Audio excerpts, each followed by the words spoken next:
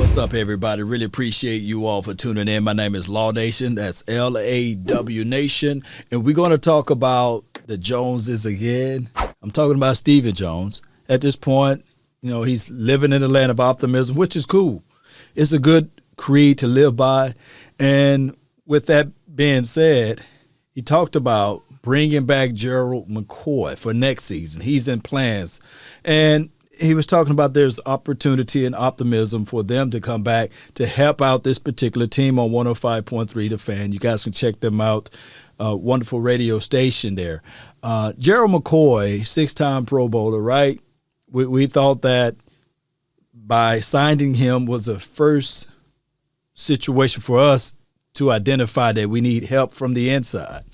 And, of course, the Dontari Poe situation, it didn't fare well for us, right? It was one of those situations where we can look back at it and say, man, it was good and all doing that, but they were pretty much long in the tooth or was on a downward spiral for especially Poe and McCoy. At least he could bring on of course, the Pro Bowl, the leadership aspect of it, letting everybody know that he had the right mindset. He always been a Cowboys fan, right? And we thought that we'll get some of that stuff, but it didn't happen that way. They had a clause in his contract, if something happened to his leg or what have you, that we can escape from that. And that's Gerald McCoy. I think that McCoy was one of those guys that we looked at and said to ourselves, okay, he can help elevate Trysten Hill. He can help out whoever, Gallimore. They had some OU ties, one being a veteran, one being a new guy, and it came from the same school or what have you. Those type of things. Maybe those ties or those backgrounds can help each other out and these sorts of things. Nevertheless, he got injured before the season kicked off, and pretty much we've been riddled with injuries on the offensive side, but riddled with injuries all around. And this is what good old Stephen Jones had to say via the Twitter from John Machota's account.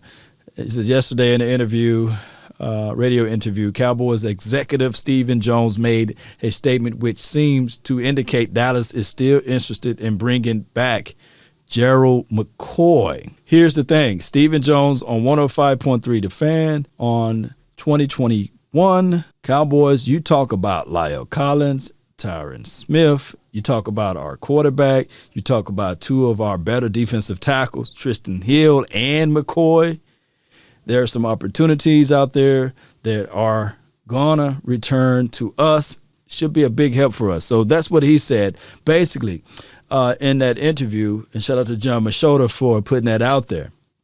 My thing is, even with McCoy, it would be one of those situations and scenarios, whereas it would have been better for McCoy this year. And then the next year, it would have been better for us to slide and rotate somebody in and out. And then the third year, maybe if he don't live up to those expectations, to get rid of him then, because he signed a 3-year contract. But within the confines of the clauses of the contract, we were able to get out of the contract due to the injury and the type of injury and where the injury occurred. We had some prerequisites clauses in there to get rid of Gerald McCoy without suffering that big blow to our salary cap.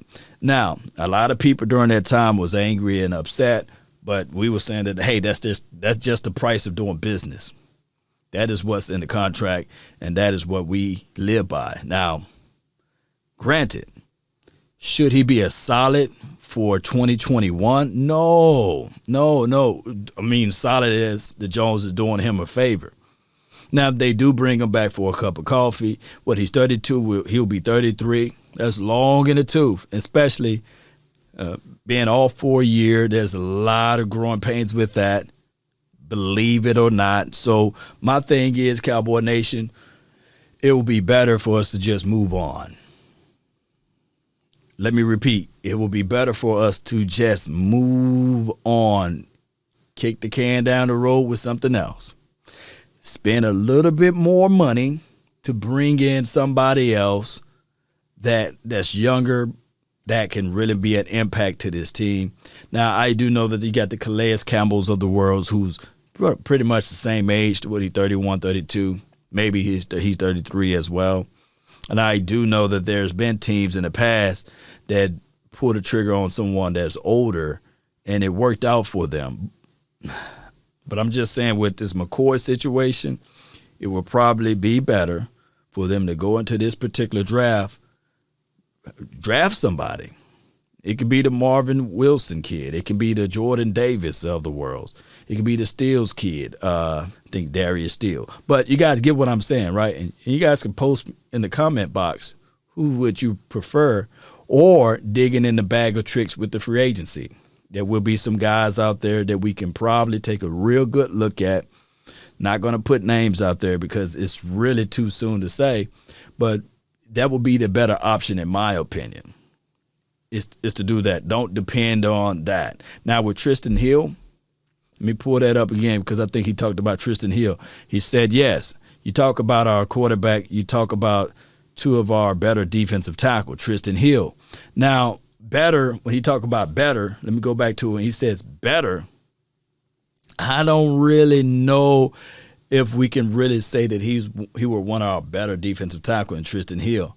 This would still be, like next year will be pretty much his rookie year. There were not a lot of snaps this year to solidify the fact that he's a great defensive tackle. His rookie year as well, there was not a lot of tape out there because they pretty much held him back. Was his rookie year, right? So we still don't know what we got out of Trysten Hill.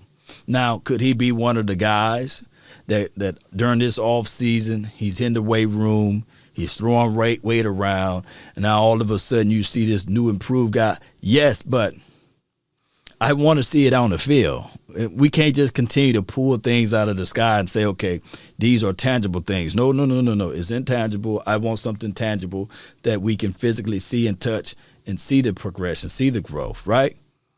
Now with La'el Collins, look, the guy's north of 320 pounds, right? With that hip injury and these sorts of things, that's another category and scenario that we will have to wait and see.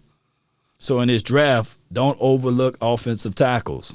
Don't overlook offensive tackles. Let me say it one more time.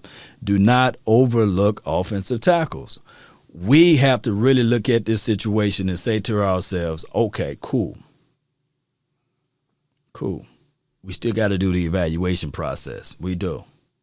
And I do know that living and swimming in the land or the pool of optimism is great, but we still have to do everything from A to Z. Now, just to, counter my statement on that, as the, player executive or vice president executive, whatever hat that he may have, of course, he can't go on live radio and say these guys are trash and these guys suck and these sorts of things.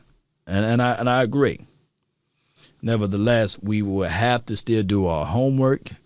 And I'm not saying that they're not, but we still have to bring in guys. Do not depend on injured guys or guys coming off of an injury to solidify their front four as it relates to defense. And also, do not depend on a guy coming off of an injury, a hip injury, to be that staple piece as it relates to right tackle. You got to do your due diligence, measure twice, cut once type of groove, right? So at this point, I want to know your thoughts, Cowboy Nation. I do know that it's a crazy situation as it relates to injuries, as it relates to looking at 2021 before the draft and these sorts of things. I just feel, to me, that they need to invest on the front four. It would help out the linebackers. It would help out the secondary and make it scary, right? That's been my time. I really thank you all for yours. And remember, you're listening to nothing but the best. Let me pull this up again. That's what he said. Stephen Jones on 105.3 The Fan on the 2021 Cowboys.